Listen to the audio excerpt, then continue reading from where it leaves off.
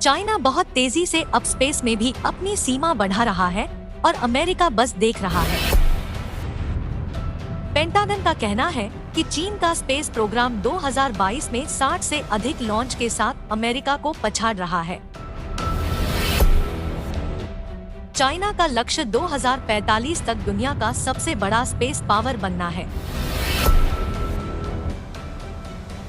China को 2011 से international space station से बाहर रखा गया था। इसलिए चाइना खुद का इंटरनेशनल स्पेस स्टेशन बना रहा है। अब तियानगोंग को स्पेस प्रोग्राम में चाइना के नए सेंटर के रूप में देखा जा रहा है। वे नकल करते हैं पर वे अच्छे हैं। उन्होंने अपना स्पेस स्टेशन स्थापित किया है जो टेक्निकली बहुत अच्छा है। तो हाँ, चाइना इस तरह से है कि मैं उन्हें दुश्मन कहने जा रहा हूँ, लेकिन ये एक स्पेस कंपटीशन को बढ़ाता है। दोस्तों, अगर हम स्पेस खो देते हैं तो हम बैंकिंग सिस्टम खो देते हैं, हम पावर ग्रिड खो देते हैं, हम जमीन पर वायरलेस नेटवर्क खो देते हैं और ये हमारे देश के लिए सबसे बड़ा खतरा है। हमारी फ्यूचर की स्पेस रेस चाइना के साथ है और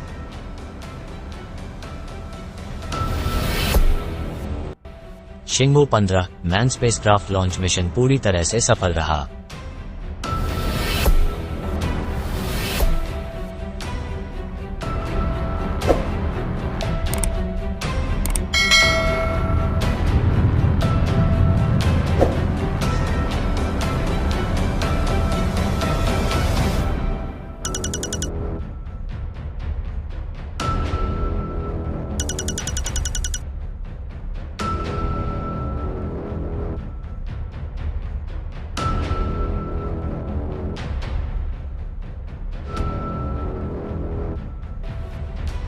चाइना बहुत तेजी से स्पेस सुपर पावर बनता जा रहा है।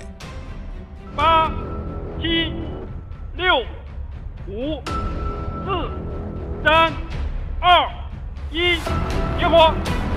चाइना ने अपने स्पेस स्टेशन के कंस्ट्रक्शन में सभी 11 लॉन्च केवल 20 महीनों में पूरे किए। चाइना की ऐसी स्पीड और सही प्लानिंग से बनाई गई योजनाओं को समय से पूरा करने की सोच ने पूरी दुनिया को हैरान करके रख दिया, खास तौर पर अमेरिका को।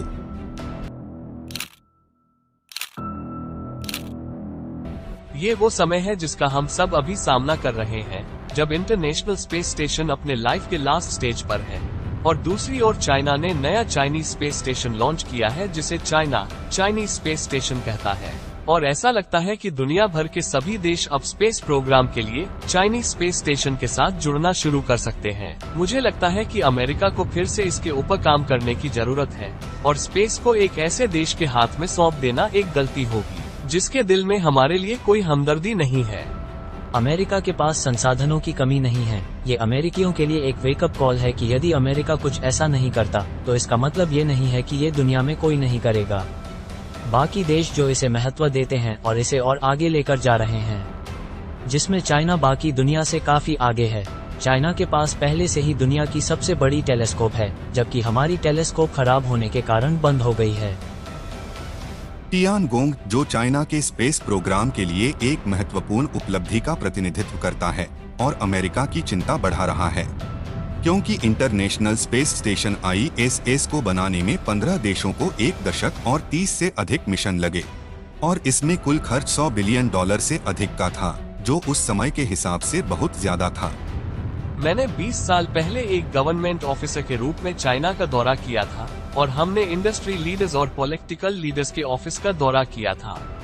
मैंने उनके साइंटिस्ट के हाथों को देखा और उनकी उंगली पर MIT से ग्रेजुएशन की अंगूठी थी, जो अमेरिका के कैलटेक से थी। इसलिए ये अमेरिका से पढ़े इंजीनियर थे जो चाइना से अमेरिका आए थे, जो यहाँ की साइंस और टेक्नोलॉजी को चाइना की इकोनॉमी और भविष्य के लिए इस्तेमाल कर रहे थे। जब अन्य देशों से सबसे बेहतरीन और प्रतिभाशाली स्टूडेंट अमेरिका में आते हैं और हम उन्हें अवसर देते हैं क्योंकि हमारे पास अवसर थे। और हाँ, चाइना के बारे में सबसे इम्प्रेसिव चीजों में से एक ये है कि जब वे कहते हैं कि वे कुछ ऐसा करने जा रहे हैं तो वे उसे करके भी दिखाते हैं। हमें अपनी खुद की जगह बनानी होगी क्योंकि हमने चाइना को इंटरनेशनल स्पेस स्टेशन से बाहर किया और अब उन्होंने अपना खुद का स्पेस स्टेशन बना दिया। यह उम्मीद की जा रही है कि टियांगोन अमेरिका के इंटरनेशनल स्पेस स्टेशन को मात दे देगा और ऑर्बिट में एकमात्र स्टेबल क्रूड आउटपोस्ट बना देगा। इन दोनों देशों के लिए स्पेस रेस इतनी जरूरी क्यों है?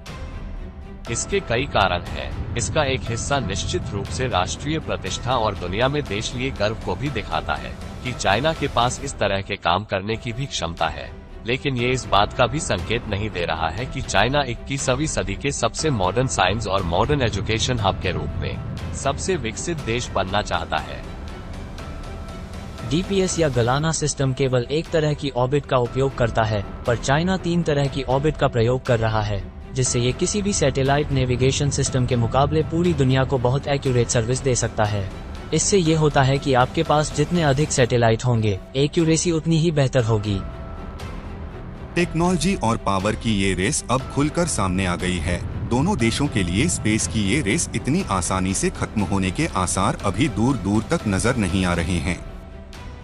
स्पेस हमारे देश और हमारी राष्ट्रीय सुरक्षा के लिए इतना महत्वपूर्ण है कि जिस तरह से हम कम्युनिकेट करते हैं, जिस तरह से हम नेविगेट करते हैं, जिस तरह से हम भोजन का उत्पादन करते हैं, जिस तरह से हम एनर्जी पैदा करते हैं, जिस तरह से हम आपदा राहत कार्य करते हैं, जिस तरह से हम मौसम की भविष्यवाणी करते हैं, राष्ट्रीय सुरक्षा और रक्षा, जमीन पर संचार, इस देश में बैंकिंग लेन देन, सब कुछ GPS के टाइम सिग्नल पर निर्भर है। यहाँ तक कि पावर ग्रिड पर बिजली के फ्लो को कंट्रोल करने के लिए भी GPS के टाइमिंग सिग्नल पर ही निर्भर करता है। जब बात वायरलेस नेटवर्क की आती है हमारे सेल फोन की, वो भी GPS के एक टाइम सिग्नल पर ही निर्भर करते हैं। और बहुत से लोग इसके बारे में नहीं सोचते हैं, लेकिन आप जानते हैं कि अमेरिका के सभी कंपटीटर और एनिमी जानते हैं कि हम पूरी तरह से स्पेस पर निर्भर हैं। यही कारण है कि वे ऑर्बिट में एंटी सैटेलाइट मिसाइलों और एंटी सैटेलाइट वाली सैटेलाइट को लॉन्च करने की क्षमता विकसित कर रहे हैं। वे ऐसी टेक्नोलॉजी विकसित कर रहे हैं जिसका तेजी से प्रसार किया जा सकता है, जैसे जैमिंग, स्पूफिंग और हैकिंग। इस देश के दुश्मनों को ये समझना चाहिए कि स्पेस को नष्ट करने से उन्हें कभी फायदा नहीं होगा।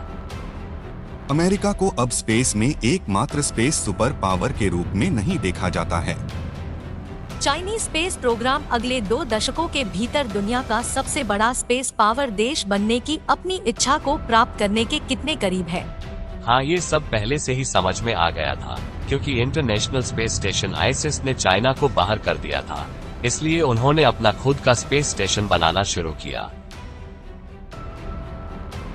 बहुत ही कम समय में चाइना ने शेंजो मैन स्पेसक्राफ्ट के लिए 3 मेगा स्पेस स्टेशन मॉड्यूल के साथ 4 टियांगोन कार्गो स्पेसक्राफ्ट सफलतापूर्वक स्पेस स्टेशन पर लगाए हैं, जो ह्यूमन स्पेस टेक्नोलॉजी के क्षेत्र में चाइना के मजबूत विकास को दर्शाता है।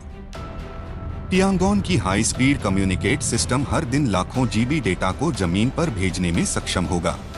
डेटा का विश्लेषण करने के लिए स्पेस स्टेशन पर एक सुपर कंप्यूटर भी है। भविष्य में चाइना का लक्ष्य ऑर्बिट स्टेशन से कम 15 सालों तक ऑर्बिट में लगातार काम चालू रखना है। चाइना का खुद का स्पेस स्टेशन बनाने का मकसद ये है कि चाइना स्पेस की रेस में अमेरिका को पीछे छोड़ स्पेस सुपर पावर बनना चाहता है, जिसके लिए चाइना ने इस दिशा में एक महत्वपूर्ण कदम रखकर इसकी शुरुआत भी कर दी है। 2025 तक चाइना पृथ्वी के पास एस्ट्रॉयड के सैंपल कलेक्ट करने की योजना बना रहा है। फिर 2030 तक पहले एस्ट्रॉयड की जांच के लिए एक मिशन शुरू करने का भी लक्ष्य है, और उसके बाद जुपिटर में अनमेन्ड एक्सप्लोरेशन मिशन। चाइना 2030 से पहले चंद्रमा पर चाइनीज एस्ट्रोनॉट भेजने की योजना भी बना रहा है। 2035 तक चाइना का लक्ष्य 100 टन के super heavy lift carrier rocket को तैयार और लॉन्च करना है, और 5 साल बाद हम एक न्यूक्लियर पावर स्पेस शटल देख सकते हैं जो एस्ट्रॉयड में खुदाई भी करेगा। और चीन का लक्ष्य 2045 तक दुनिया का सबसे बड़ा स्पेस सुपर पावर बनना है, साथ ही जो चाइनीज एस्ट्रोनॉट को मंगल ग्रह पर भेज सके। आपको क्या लगता है, चाइना का ये सपना कभी पूरा हो सकता है, या फिर अमेरिका एक बार फिर से चाइना को पीछे छोड़ दुनिया का सबसे बड़ा स्पेस सुपर पावर बना रहेगा? आपकी क्या राय है इस बारे में कमेंट सेक्शन में जरूर बताएं।